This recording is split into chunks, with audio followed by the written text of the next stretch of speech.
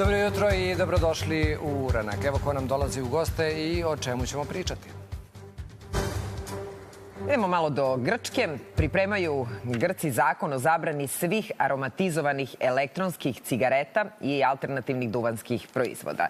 Cilj je da njihova prodaja bude nedostupna, pre svega grčkim tinejdžerima.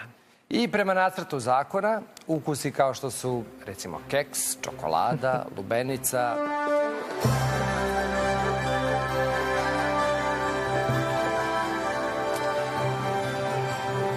Rektor nije samostalan, radi po nečijem nalogu, to je centralni naslov današnje Politike. Da, a inače izveden iz reči Ane Brnabić, koja je juče držala konferenciju za novinare. Na naslovnoj strani današnjih večernjih novosti učenike nutkaju peticama, oni neće, beli štrajk u gimnazijama, paradigma kraha školstva.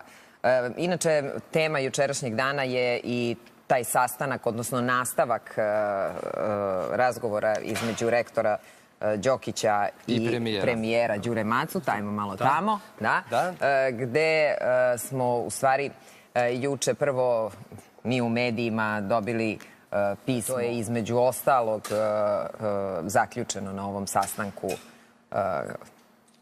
Trklo nam je svetlo. Toliko ga nameštamo da je na kraju... I na kraju... Na kraju ovako. Dobro, idemo osvetlit će na svetlo na Informer. Tako je, Srbija će pobediti obojenu revoluciju.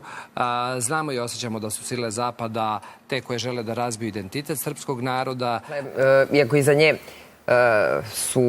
stoji taj dugogodišnji rad u oblasti ekologije, široj javnosti postala je poznata 2021. godine kada je predsedavala klimatskim samitom u Glazgovu. I sad je pitanja tu mnogo sa kakvim će se ona sve izazovima suočiti, najmlađa među ministrima u novoj vladi Srbije. Insistira se u medijima na tome da ste najmlađi ministar, odnosno najmlađa ministarka, ali jeste važno da u oblasti koja je nekako nedovoljno potencirana u medijima, koja je globalno možda i najvažnija tema u ovom trenutku, ako izuzmemo ove negativne teme, ratove i tako dalje, očuvanje naše planete. I sve što se... Gume, stare, kako vam to nije u interesu. I šta će se promeniti do 2030. Šta se već promenilo za ove, koliko već? 2022. je donet ovaj akcioni plan, jel? Za šta?